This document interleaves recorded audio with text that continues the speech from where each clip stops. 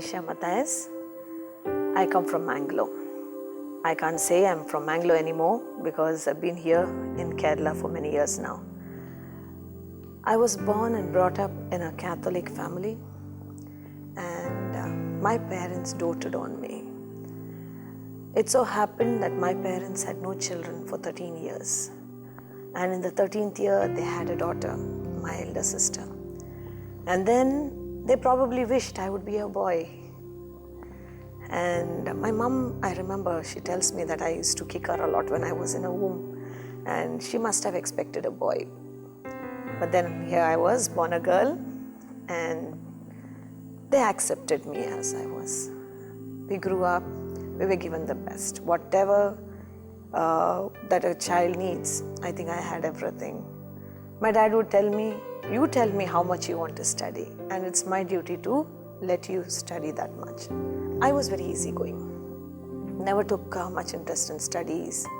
I was born and brought up in not only a Catholic family, in a devout family. Rosary was a must every day. I remember my dad saying, it's okay if you don't eat one day, but never forget your rosary. And like my parents were working, my dad would take me to school, I remember. And he had a bicycle in those days. He would not enter the school gate. Instead, he would enter the parish gate. And all the doors of the church would be closed, but there used to be one window, and he would say, before you start your day, you must pray. We would have had a morning prayers, without which we wouldn't have had breakfast, but in spite of that, we would have to say a small prayer that he would lead us in, and then he would drop us off to the school gate and we would walk in. My elder sister and I, just 2 years gap, so we grew up like friends. I always looked up to her as a model, a role model. She was very bright in studies. She was, I don't think she ever got anything less than the first rank, and I would be a little before the last rank. That was how different we were, but we had a beautiful childhood. Especially today when I listen to some youngsters, children speaking about their childhood, I just think, Lord, you have blessed me with so much. You have given me so much. You took such good care of me, and I really feel the love of God every instance in my life, every moment in my life.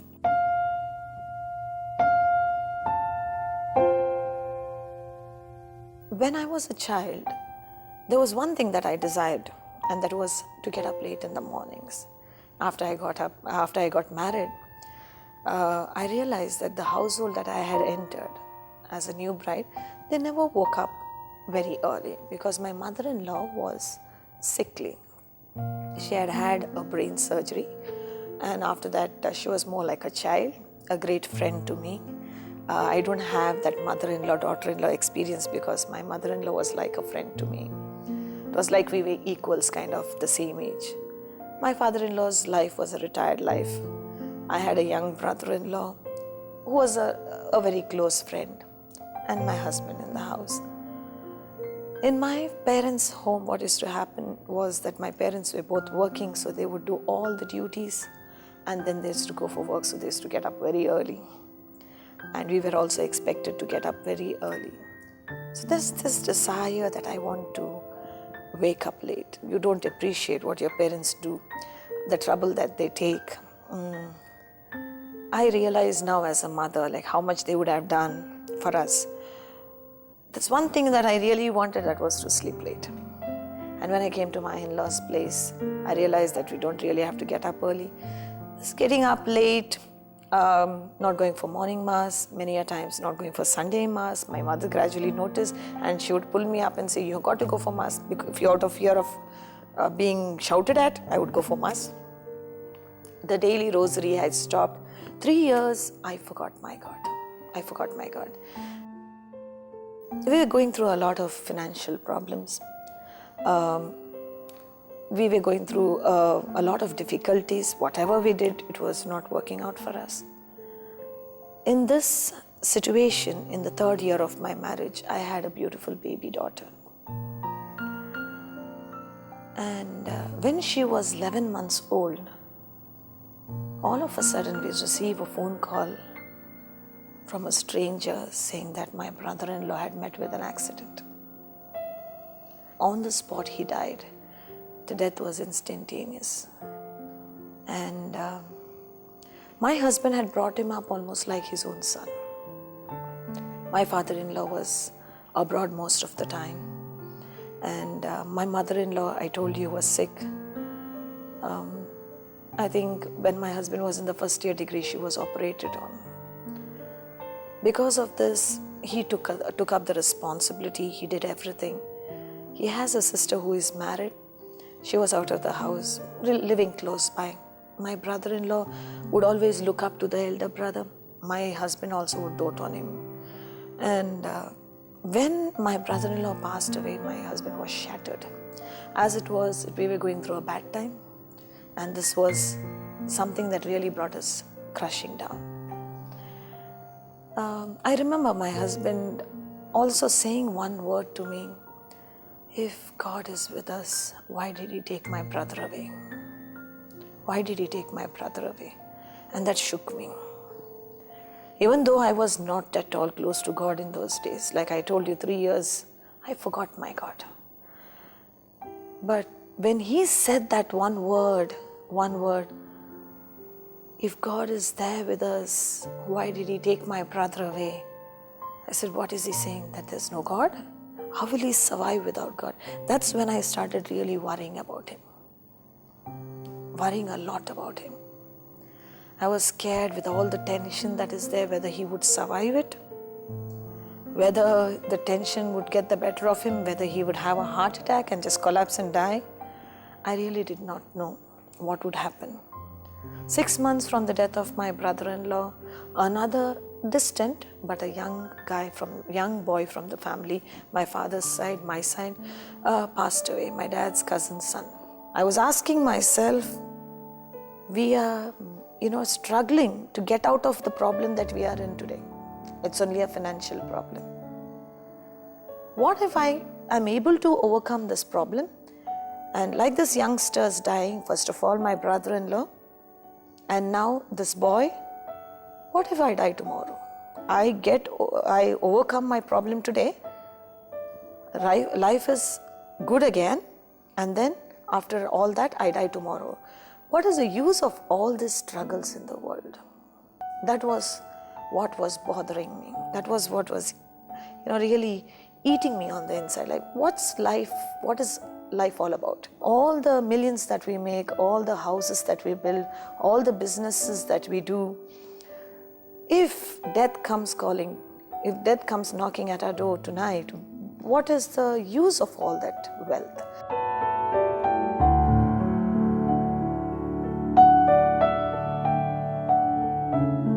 Things started getting worse financially, and one day I got I don't remember what news it was, but it was a news that shattered me.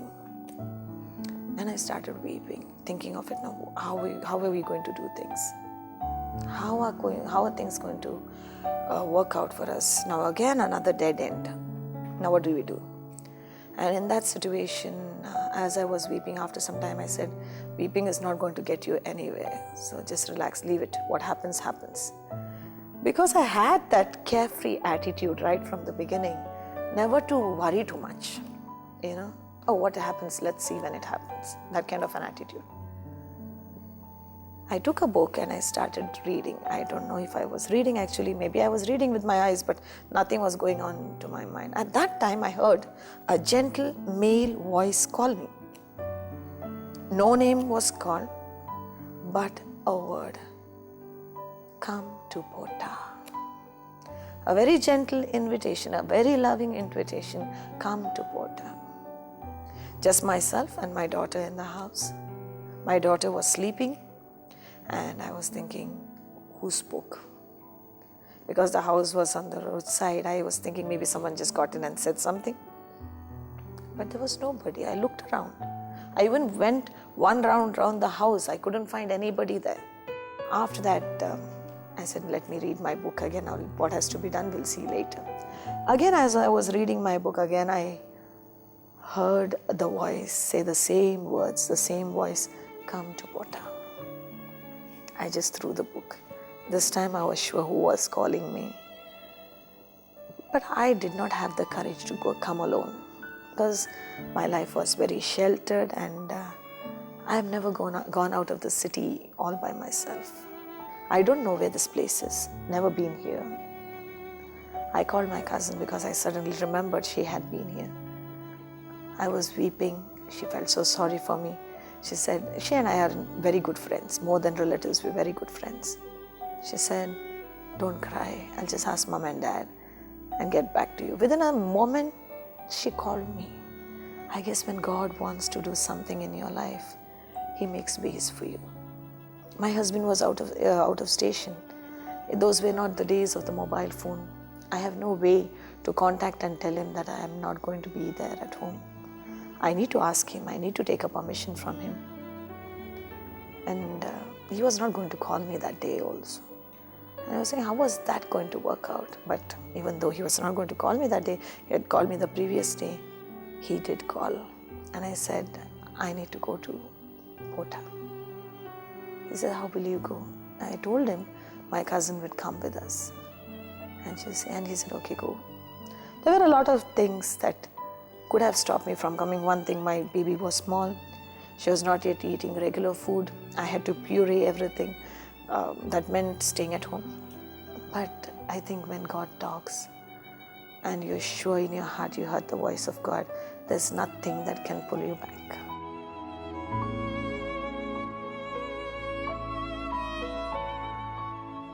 I came here, I reached that evening on a Saturday. Thursday I got the call from God. That evening there was an adoration. And during the adoration I cried and cried and cried. I realized that I should surrender.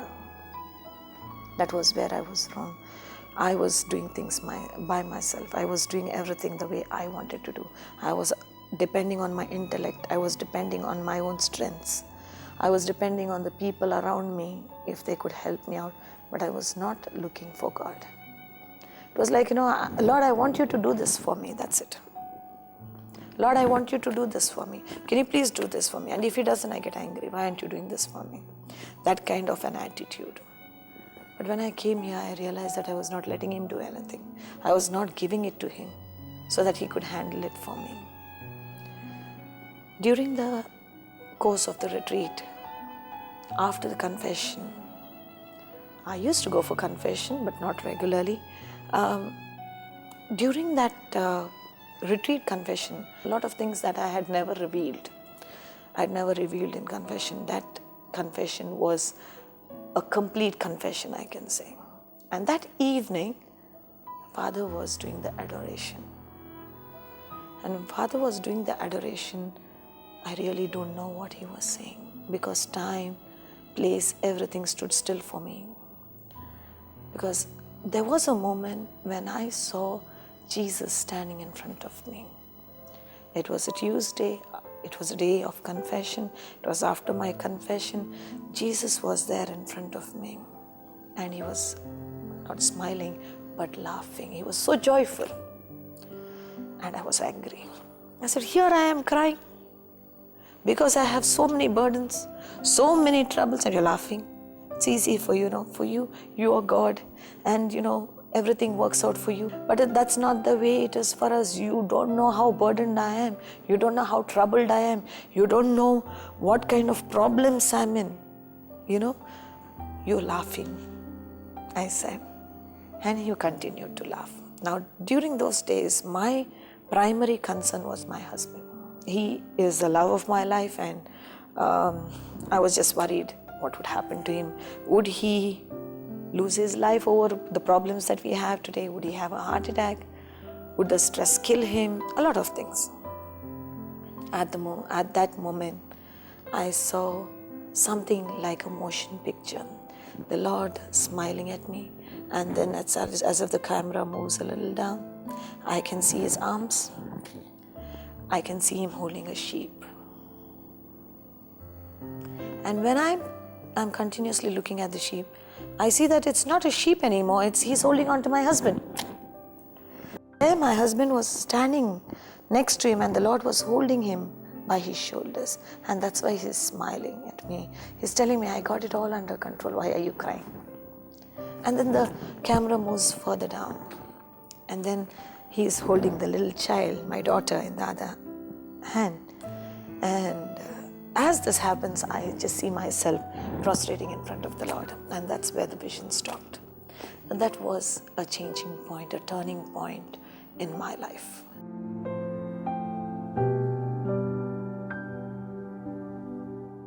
Around Wednesday, Thursday, I started feeling, do I really have to go back from here? I think I should stay here forever. But I am not sure whether it was that love, the devotion, the experiences that I had over here that made me say that I was running away from my problems. I was probably running away from my problems. I went back home. I wrote a long letter to my husband about the experiences I had during the retreat. And that was in the last week of October 1999. It was around the first week of December. And my husband asked me, he was out of station, he was not with me then. He asked me, what would you like for Christmas? And I said, I'd like to go to Kerala, Pota for the Millennium Retreat. You want to go again? He said. I said, no, I'd like us to go again. I'd like us to do this retreat together. And then he said, I'll think about it. I know my husband. He hates crowds. He hates being around a lot of people. And in that moment of his life, probably he wouldn't like to meet anyone he knew. He was going through a very bad phase. My mind and my heart were telling me, he won't come. Because I know him that well. But then deep down in my heart, that one retreat experience, that little faith told me, you're praying and I have listened. I've heard you. He will come. The very next day he called me and he said, let's go. Both of us had a very good retreat. He was very, very stiff. He was not able to participate in the retreat in the first few days. He kept asking me, is there something in me that you find very sinful? Why did you want to bring me here? What is the need to do this retreat? Can you please tell me? I came here just for you. But then on Wednesday, he went for counseling, and then I saw a change in him. If I would tell him, lift up your hands, praise loudly, he wouldn't do that. But on Thursday, or was it Friday, I think, I heard a voice that is very familiar to me. I could hear that voice praising loudly. That was not only a Millennium Retreat, it was a couples retreat also, so we were sitting side by side. So I could very clearly hear him. So I just opened my eyes and I looked at him. The arms were raised, the mouth was open, and he was shouting out praises to God. The retreat was over, we went back. He told me, I didn't do a proper retreat. I need to go back. I said, yeah, sure, go back. He came back here for a retreat. And at the end of the retreat, he decided to stay. Every week, I would call him or he would call me. And I'd say, when are you coming back? And he'd say, let's see. Initially, it was, let's see one more week. And then it was, let's see. January, February, March, and now it was April. It was time for Easter. And I never spent a feast away from him since we got married. We always spent feast days together. I said, I need to come there. I need to be with you for Easter. I said, yeah, sure, come, he said. And my daughter was going to play school then. She had holidays, so I brought her and both of us came into the retreat center. I thought I came here for a week. And I thought I'd go back at the end of that week, but then I stayed on for another week. Later on, my mom, my dad, and my sister came here. My dad was bedridden. So they decided to stay here for a month. So they stayed here for a month, so naturally I extended my stay. At the end of that, when my mom decided to take daddy home, I asked my husband, what do you want to do? He told me, you decide what you want to do. I'm not coming back. Now, I did not know what to do. I know my daughter has to go back to school. What do I do now? I wanted to go back home, yes. I was really confused. At the end of it, I somehow walked into Father's room and I said, Father, my mother is taking my dad back. She's going back home. My husband doesn't want to come back and I don't know what to do. Father just said one word to me that day. What is waiting for you back home? Why don't you stay with us? What's waiting for you back home? Why don't you stay with us? The decision was made. I stayed on. Initially working with little children in the Bible nursery, which was a real joy. The questions the little children asked, it was so beautiful. It was a beautiful experience. After a while, Father told me to go to the Konkani section. Now I asked Father, Konkani section for what? He said, sing in the Konkani section. And I said, Father, I have never sang in my life. And I cannot sing. He said, God will help you. But I was sweating. I had a fear, stage fright. And it was huge. And after that, whenever the thought of coming on stage would come to me, I would become cold like ice. My heart would start racing and I would start breathing so hard that I knew that it was a mountain that I could not cross. It was too difficult for me. For 6 months, I escaped. If Father would come that way, I would run this side. If Father would come this side, I would run that side. I escaped from Father. One day, Father was right in front of me and he said, you got to go. I was asked to speak on praise. There was very little time to prepare. I didn't have any training. The priest was in charge of the Konkani section. Then he told me, you need to speak. I need you to speak in the next 2 hours. Now that was really frightening. But he said it in such a way that I couldn't say no. When God wants you to do something, He doesn't give you ways to escape. I walked to the stage. I still remember that day. And I remember just saying this, I'm going and standing in front of the mic. Lord, I don't even know whether I'll be able to talk, but I believe You will not let go of me. I went and stood in front of the mic. I spoke for an hour. I don't know if the people heard anything, but I spoke for an hour. And before I started speaking, the first thing I did, I looked at almost all the faces and I looked and searched if there was anybody I knew. Thankfully, there wasn't. Gave me a little confidence, that first talk, but that fear was too strong. One day, I was called on the English stage to sing for Mass. It was Father's Mass. The first part was okay. I couldn't say good. In those days, my husband would play the organ and I would sing.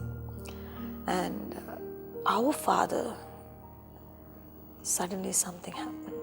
I forgot Our Father. I was singing. Our Father is a prayer that we have said as little babies. Somehow, when I was saying the Our Father, rather singing the Our Father, I forgot the Our Father right in the middle. Mass is on, Father's on at the altar, but poor Father didn't let me down. He continued the Our Father. But that fear, I felt it rising in me again, pushing me down. And after that, every song that I sang, every hymn that I sang, the organ was somewhere, I was somewhere else. The people were just looking at me because they couldn't catch my tune, because the tune I was singing was not the tune at all. A complete disaster. A complete disaster. At the end of that session, I got off completely nervous, back to square one. And I prepared a speech in my mind. I'm going to tell Father, it's not going to happen. I'm very sorry. And when Father came, he had his usual beautiful smile on his face. I thought, how can this man smile when I have done such a horrible thing? He gave me a nice smile. And the first thing I said was, Father, I'm sorry. Father asked me for what? I still remember every word that he said that day. Father, I made a mistake. Oh, mistakes happen, he said. And he told me, you sing beautifully. You're only a little scared. No, sing courageously. Jesus is with you. From that day onwards, I didn't look back. And it's 16 years now.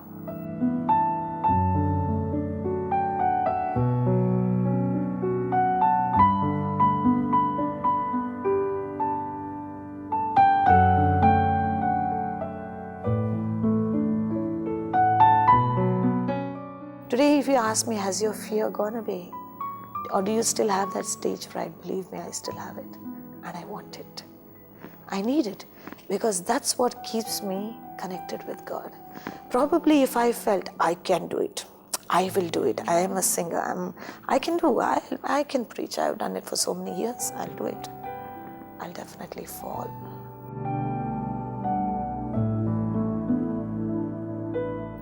In fact, there are times when I say, if I go back to the world and start singing, will I be a success? I believe no, because I don't believe it is I who am doing it, but it is He who is doing things through me. That's why it is beautiful.